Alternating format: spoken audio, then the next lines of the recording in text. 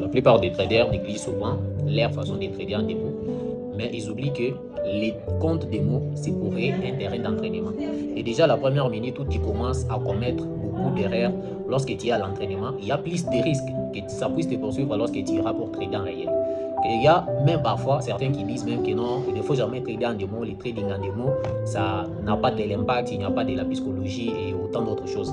Mais ça doit être un mensonge. Parce que déjà dès le départ, refuser de trader en démo plutôt, c'est comme si une équipe qui se disait non, non, on ne part pas à l'entraînement, on ira simplement jouer les matchs officiels.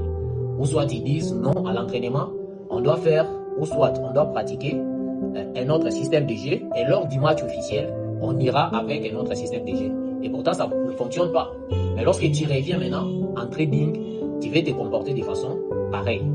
Donc, tu refuses d'abord de faire l'entraînement dans ton compte démo. Tu veux déjà directement passer en réel.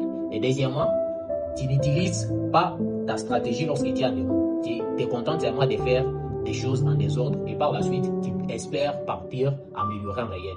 C'est ce qui fait que lorsque tu arrives souvent en réel, tu finis par commettre beaucoup d'erreurs. Tu finis encore par trader sans stratégie ou soit sans plan parce que déjà en démo, tu n'avais pas ça. Donc, lorsque tu es encore en démo, c'est le moment que tu dois d'abord faire l'effort d'améliorer tes performances. Apprendre une stratégie, tester cette stratégie et voir ce que ça va te donner. C'est pour cela, dans la plupart des vidéos, Benjamin Deleuze dit souvent que lorsque tu n'as pas encore fait des profils soit été rentable en démo, il ne faut jamais passer en réel.